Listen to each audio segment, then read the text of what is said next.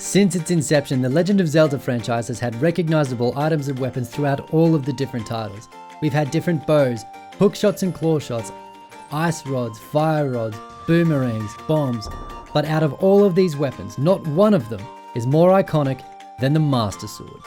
When you come across the Master Sword in a Zelda game, you are immediately overcome with a feeling of excitement and wonder. It's that point in the game where you know that Link has proven himself to be a worthy hero, and he's about to upgrade his arsenal to a whole new level. The sword that seals the darkness, the blade of evil's bane, is now in our possession. We now have a weapon imbued with divine power. But what does that actually mean? Now, we all know the Master Sword's origin story, but for those who need a refresher, we'll go over it real quick. It was once called the Goddess Sword, crafted by the goddess Hylia herself in a time before Hyrule even existed. Link, the chosen hero, was led to the sacred blade by Fi, the spirit who inhabited the sword. After acquiring the Goddess Sword from inside the statue of the goddess atop Skyloft, Link then tempered the blade with the sacred flames of the goddesses, giving it even more sacred power. With Faror's flame, it became the Goddess Longsword. With Nehru's flame, it was turned into the Goddess White Sword, and Din's flame finally turned it into the Master Sword. Zelda, who is the goddess Hylia reborn as a human, gave her blessing to the Master Sword, ultimately transforming it into the true Master Sword. Its edges sharp, the wings of the hilt were open, and the blade itself was branded with the mark of the Triforce. A weapon of divine power designed to defeat demons that threatened the world and only to be wielded by those who prove themselves worthy to be Hylia's chosen hero.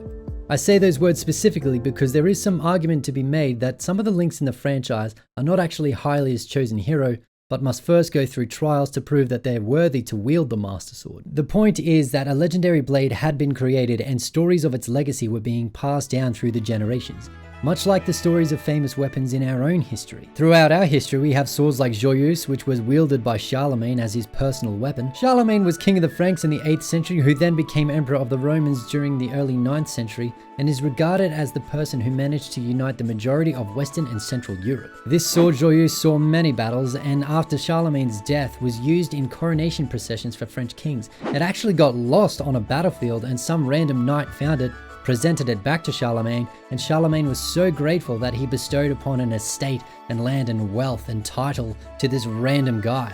That's how much he loved this sword. It is now residing in the Louvre and has been since 1793. Another weapon worth mentioning is the Wallace Sword, a massive two-handed sword said to have belonged to William Wallace. William Wallace was a Scottish knight who led a resistance to the English occupation of Scotland during the Wars of Scottish Independence. It is noted that this sword was used by William Wallace during the Battle of Stirling in 1297 and again in the Battle of Falkirk in 1298. Other swords in history include legendary weapons that historians have trouble confirming their actual existence. One of these weapons is of course Excalibur, said to have been wielded by King Arthur. As the story goes, whoever is able to pull Excalibur out of its resting place in the stone shall have the divine right to rule Britain. Historians are still not able to confirm if King Arthur was an actual person, which throws the existence of Excalibur into question as well. A sword embedded in stone, that sounds quite familiar, doesn't it?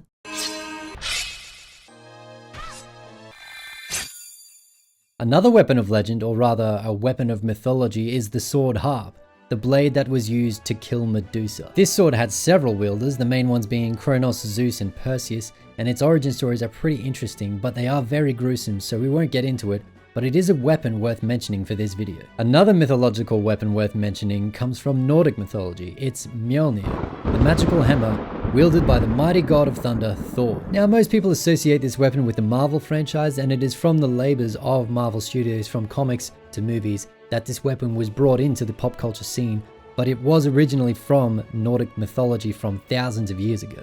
Used as a devastating weapon, but also as a divine instrument to provide blessings. Now, I know that was a little bit of a long tangent about random weapons, and it may seem irrelevant to the Legend of Zelda, but I just wanted to point out that these weapons and stories are a wonderful source of inspiration for the Master Sword. Players were first introduced to the Master Sword in 1991 in A Link to the Past, and since then, the Master Sword has featured in 10 different Zelda titles. Those titles being A Link to the Past, Ocarina of Time, Oracle of Ages, Oracle of Seasons, Wind Waker, Twilight Princess, Skyward Sword, A Link Between Worlds, Breath of the Wild, and the upcoming Tears of the Kingdom. In A Link to the Past, Link speaks to a woman in Kakariko Village who tells him a story of the legendary blade. Long ago, a prosperous people known as the Hylia inhabited this land. Legends tell of many treasures that the Hylia hid throughout the land. The Master Sword, A mighty blade forged against those with evil hearts is one of them. People say that it now is sleeping deep in the forest. Once Link obtains the 3 pendants of virtue, he's able to pull the Master Sword from its pedestal. He then uses the Master Sword against Ganon and his minions. As the game progresses, there are opportunities for the player to upgrade the Master Sword, making it more powerful, and you can do this twice. Once at the blacksmiths near Kakariko village, which turns it into the Tempered Sword, giving it a vibrant red sheen, and then again later in the game, underneath the Pyramid of Power in the Dark World, where you meet a great fairy, who turns it into the Golden Sword. When the game is over and Hyrule is saved once again, the Master Sword is returned to its pedestal, where it awaits its next master. Over the different titles, the Master Sword goes through many transformations and upgrades, and in A Link Between Worlds, which is a sequel to A Link to the Past, the Master Sword can be found in the same location after offering up the 3 pendants of virtue. And it can also be upgraded to the Tempered Sword and the Golden Sword once again, which I thought was a nice little throwback to the original Master Sword sequence of events. In Twilight Princess, the Master Sword absorbs the light of the souls from the Twilight realm, which gives Link the ability to banish Twilight. In Ocarina of Time, when Link awakens the sages, they add their power to his, making him more powerful. And there is this theory that when Ocarina of Time was in development, Link would gain abilities from the medallions he received from the sages, similar to the medallions in A Link to the Past. And in order to use these abilities from the medallions, you were required to have the Master Sword. But the Ocarina of Time doesn't have these game mechanics, so that idea was probably scrapped, or maybe it didn't even exist in the first place. Players would just have to interpret what these words mean when the sages add their power to yours, and just assume that the Master Sword grew stronger. On page 81 of the Legend of Zelda Encyclopedia, there is a table of swords, and you can see all of the different swords that have been used throughout the different titles. The version of the encyclopedia that I have was published in 2017 and doesn't contain any information about the Master Sword from Breath of the Wild or Tears of the Kingdom, but you can clearly see the weapons that I've been talking about. One thing I noted, however, is that the upgraded swords don't appear on this table. I feel that this is intentional because though the upgrades are helpful in the game, they are also optional, except for when the Master Sword absorbs the light of the souls in Twilight Princess, which may explain why the Master Sword reverts back to its original state when put back into the pedestal. Now this is just me, but I like to think that the Master Sword holds on to some sort of residual power that will aid the next hero. In the encyclopedia, it actually says, over the years, worthy smiths have tempered the Master Sword with unique materials, changing its color and shape ever so slightly. But speaking of the Legend of Zelda Encyclopedia, it also has information on the life of the Master Sword. It reads, despite its long life, the Blade of Evil's bane is not eternal. To maintain, it requires sacred power from spirits, great fairies, and sages. We see this come to fruition in Wind Waker. When Link first challenges Ganondorf, Ganondorf mocks him, saying that the power has abandoned the sword and its edges have become dull. Without the blessings from spirits and sages, the Master Sword becomes powerless. So in Wind Waker, Link sets out to restore the Master Sword to its former glory, and after succeeding, returns to Ganondorf and defeats him. The Master Sword is lodged into Ganondorf's head, he turns to stone, and the kingdom of Hyrule is washed away beneath the Great Sea. Link and Zelda then set off to find new land that they name New Hyrule, which eventually just becomes the Kingdom of Hyrule. So at this point, people ask, how can the Master Sword be in any other title after Wind Waker if it was lost beneath the Great Sea? But you see, the thing about the timeline is that it doesn't actually inform us about when these events take place or how much time is between each event. Aside from the direct sequels, there could be thousands of years between each story, and over that time, there could be events that happen that are unbeknown to us. Like the goddesses could will the Master Sword back into play, or someone may have found the Triforce and wished for the Master Sword to be returned to the people of Hyrule. It's just one of those unsatisfying time paradoxes that we have to accept. The Master Sword manages to find its way back to Hyrule. And that brings me to Breath of the Wild, which people are saying takes place after the events of Wind Waker and also unites all 3 timelines back into one.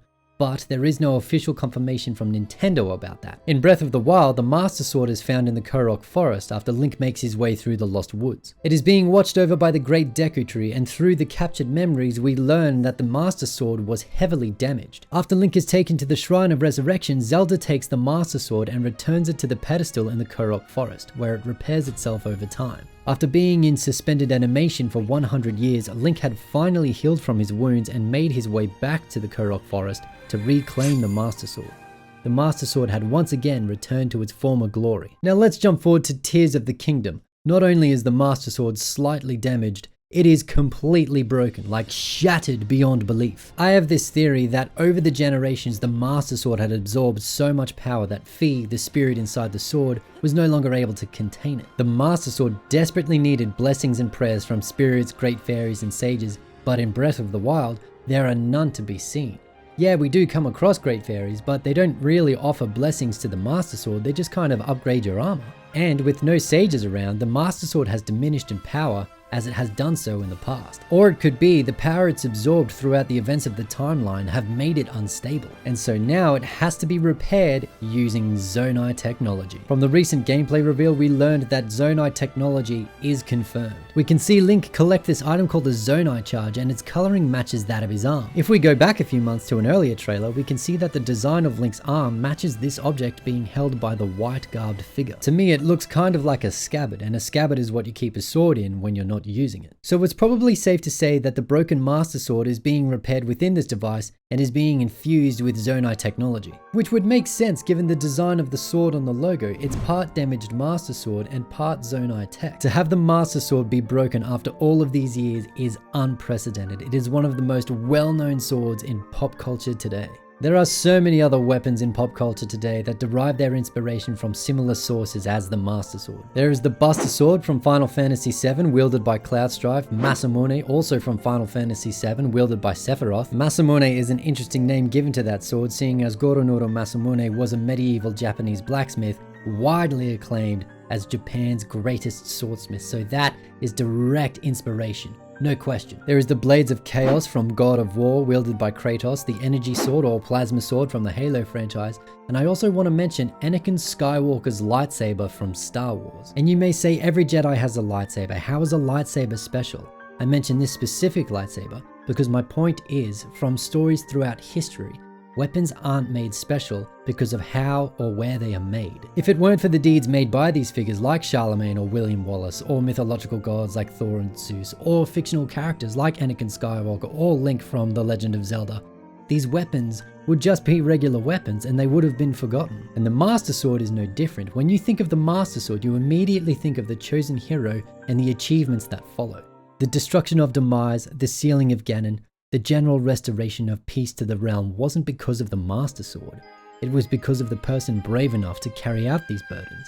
And it just so happens that the Master Sword is their weapon of choice. And we will always remember the words of a wise hero. A sword wields no strength unless the hand that holds it has courage.